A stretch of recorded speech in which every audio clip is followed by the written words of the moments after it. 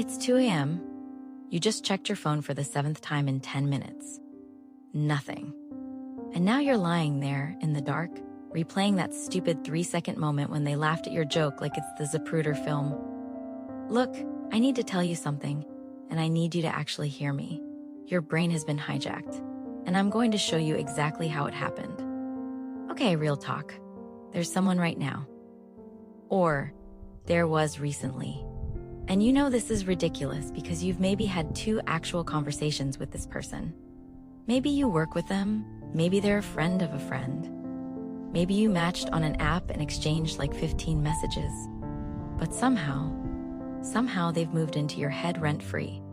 You're checking their Instagram story, the literal second that little ring appears. You're spending 20 minutes writing a text that you want to seem like you wrote in 20 seconds. You're suddenly running errands in their neighborhood. And here's what's messing with your head. This person probably isn't even your type. Like if I had asked you 6 months ago what you're looking for, they wouldn't check half the boxes. So what is happening? I'll tell you what's happening. And when you understand this, you're going to feel simultaneously relieved and maybe a little attacked. But stick with me. So there's this chemical in your brain called dopamine, and everyone gets this wrong. Everyone thinks dopamine is the happy chemical or the pleasure chemical. It's not. Dopamine is the chemical of wanting, of anticipation, of maybe. And here's the part that's going to make you understand your entire love life.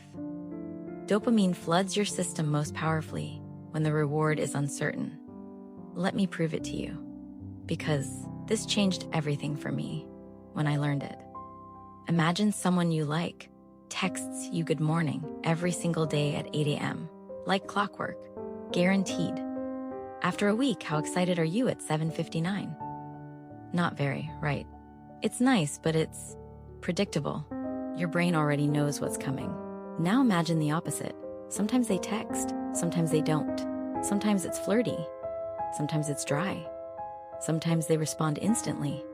Sometimes it's 5 hours later with no explanation. Your brain is on fire, right? You're checking your phone every 30 seconds like you're waiting for lottery results. Congratulations. You've essentially turned another human being into a slot machine. And neuroscience has proven that variable rewards, the maybe yes, maybe no pattern, creates the strongest addiction patterns we know of. This is called intermittent reinforcement. And that person you can't stop thinking about? They're probably giving you just enough attention to keep the dopamine flowing, but never enough to actually satisfy the craving. It's not love. It's literally a dopamine addiction. And I know that sounds harsh, but yeah. But wait, there's more. Because your brain is even more devious than you think. There's this thing called the Zeigarnik effect. Basically, in the 1920s, this psychologist noticed that waiters could remember complex orders perfectly, but only while the order was incomplete. The second the food got delivered, memory gone, wiped. Our brains are obsessed with unfinished business. And that person you can't stop thinking about, they are unfinished business. You don't know how they feel. You don't know what could happen. You don't know the ending. And your brain absolutely hates that. It will run simulations at 3 a.m. It will replay conversations from 2 weeks ago looking for signs. It will imagine 17 different futures with this person. Not because they're special, but because the story is incomplete. Meanwhile, that person who's clearly into you and texts you consistently, your brain's like, yeah, cool, I know how this ends. Boring. Next. This is why, and I know this is going to sting, this is why we often obsess over the most emotionally unavailable people. Not because we're broken or have daddy issues or whatever, but because unavailability creates the perfect conditions for obsessive thinking. Your brain isn't trying to torture you. It's trying to solve a puzzle. And it won't shut up until it gets an answer. Now you're probably thinking, okay, this seems like terrible design. Why would evolution make us chase people who barely care? And look, I get it. But here's the thing. For like 99% of human history, choosing a mate was the highest stakes decision you could make. Get it wrong, you might die. Your kids might die. Your genes stop. Game over. So evolution made us obsessive about this stuff. If you gave up after one rejection, you might miss your best shot. But if you persisted, paid attention, tried different approaches, maybe you'd win them over.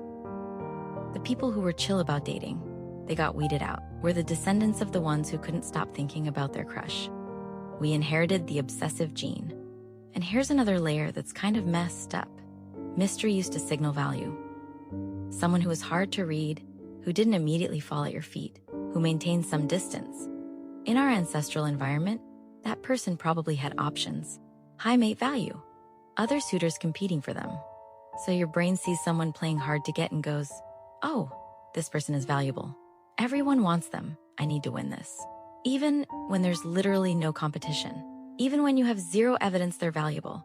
Your ancient caveman brain just sees hard to get and translates it to worth having. We're running million-year-old software on 2025 hardware, and it's glitchy as hell. Okay, this next part, this is where it gets uncomfortable. And I need you to really sit with this because it's probably the most important thing I'm going to say. That person you can't stop thinking about. That person. You don't actually know them. Like, I know you feel like you know them. But what you're obsessing over is a fantasy. It's a projection. Your brain has taken the limited data points you have, maybe 3 conversations, some Instagram posts, the way they smell, and it's filled in all the blanks with exactly what you want to see. Psychologists call this the halo effect. When we're attracted to someone, we unconsciously give them all these amazing qualities that we have zero evidence for. They seem funnier, deeper, more compatible, more gets me than they actually are. You're not in love with them. You're in love with the idea of them, the potential, the possibility, the story your brain wrote. And here's the really wild part. The less you know someone, the more perfect they seem, because your imagination fills the gaps with your ideal partner. This is why texting someone for weeks can feel more intense than actually dating them. Why the fantasy is always better than the reality. Why the mystery is more intoxicating than the actual person. That person isn't special because of who they are. They're special because of how much space they left for your imagination to run absolutely wild. I know. I'm sorry. But you needed to hear it. So, what do you actually do with this information? First, next time you catch yourself obsessing, pause. Take a breath and ask yourself, am I responding to who this person actually is, or to the uncertainty they represent? Be honest. 9 times out of 10, it's the uncertainty. Second, understand that intensity is not the same as compatibility. The most intense attractions are often the worst foundations for real relationships. That person who makes you feel calm and secure, they might not flood you with dopamine, but they also won't put you through emotional hell every week. Third, and this is crucial, if you want to know if someone's actually right for you, you need data. Real time together. See how they handle conflict. Meet their friends. Watch how they treat the waiter. Yeah, the mystery might fade, but you'll gain something better. Clarity. And finally, if someone is genuinely interested in you, they won't leave you guessing for months. Healthy attraction has some uncertainty, sure, but it also has consistency, effort, clear communication. If you're perpetually confused about where you stand with someone, you have your answer. And the answer is, this isn't it. Look, the next time you can't stop thinking about someone at 2 a.m., I want you to remember, your brain is doing exactly what it was designed to do. You're not broken. You're not weak. You're not too much. You're human. But you're also not helpless. Understanding what's happening in your subconscious, really understanding it, gives you power. Power to choose. Power to see clearly. Power to stop confusing a dopamine addiction with actual love. That person you can't stop thinking about? Maybe they're great. Maybe they're not. But either way, You deserve someone who doesn't make you feel like you're slowly losing your mind.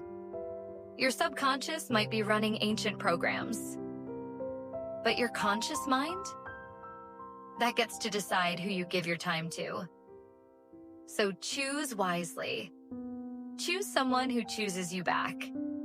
And if you want to keep understanding the hidden psychology behind everything you feel, you're in the right place. If you're tired of your subconscious running the show, hit subscribe.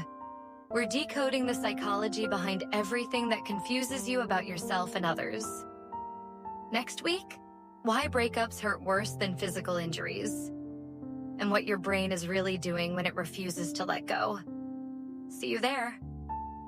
This is Subconscious Girl, reminding you, awareness is the first step to freedom.